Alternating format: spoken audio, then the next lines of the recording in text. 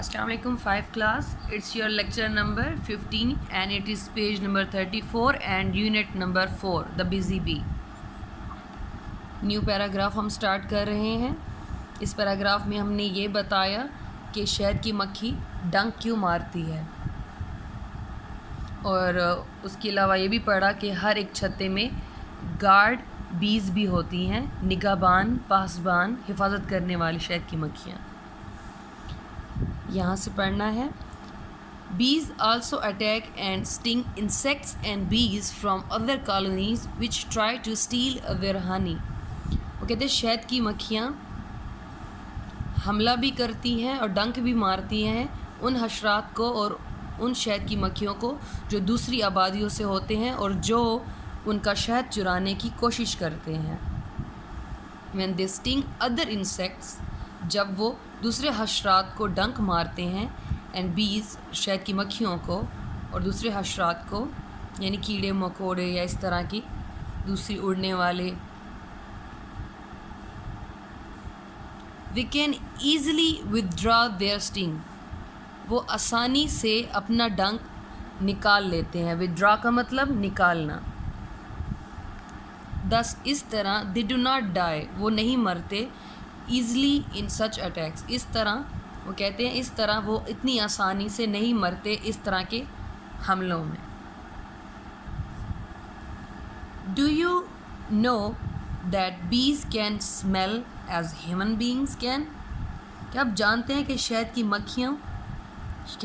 मक्खियाँ भी सूंघ सकती हैं जैसे कि इंसान सूंघते हैं, यानी कि उनमें भी सूंघने की कुव्वत होती है जैसे कि इंसानों में होती है. They can also taste like human beings.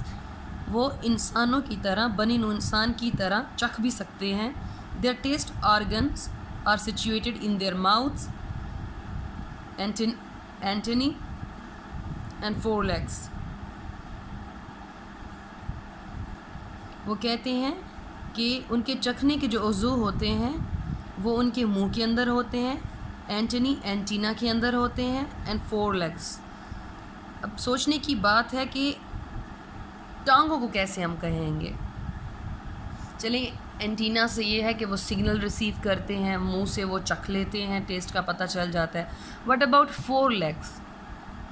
4 टांगों से किस तरह उनको टेस्ट की समझ आती है. आगे पढ़ते हैं.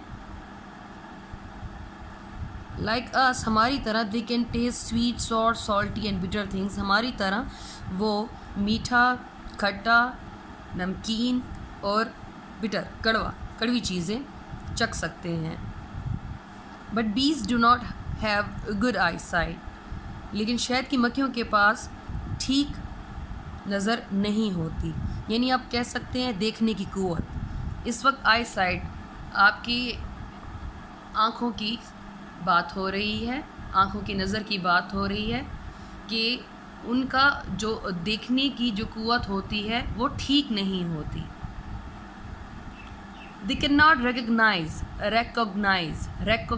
they cannot recognize one shape from another. वो एक शक्ल से दूसरी शक्ल को नहीं पहचान सकते. Recognize mean पहचानना. They often depend on their sense of smell while visiting different flowers. वो अक्सर इन्हिसार करते हैं या भरोसा करते हैं अपने सूंघने की हिस्स पर जब वो मुख्तलिफ फूलों पर दौरे के लिए जाते हैं.